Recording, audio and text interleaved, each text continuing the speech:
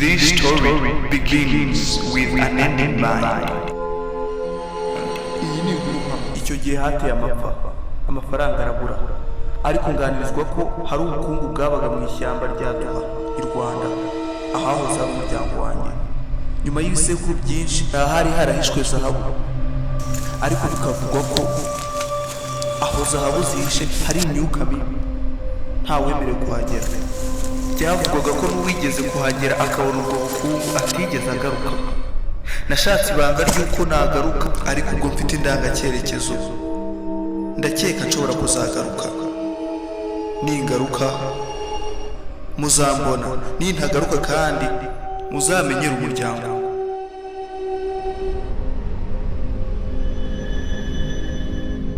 Ntimuzandebere Keza witeteye utajya ukunda guhogora, mundebere kandi Frank umuhungu wanjye ukunda kugenda ariko utajya wanduranya. Nuko mundebere Fiete ukunda gukora ariko uzira kubabara.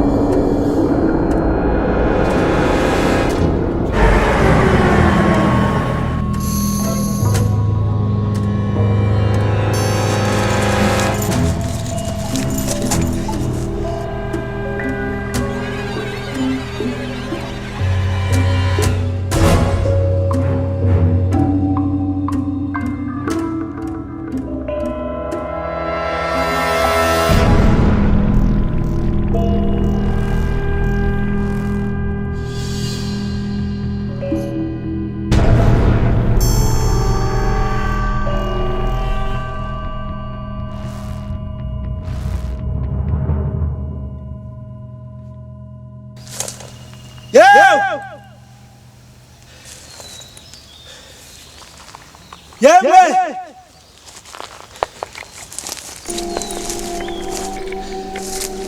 Nawe unyumva?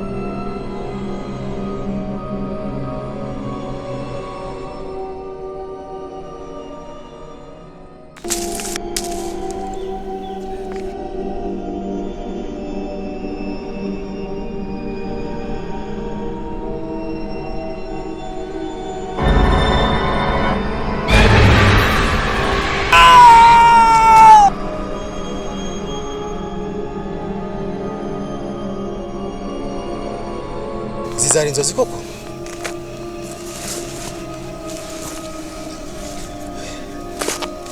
Umeze ngende ibyo nashaka ntabwo nabibona.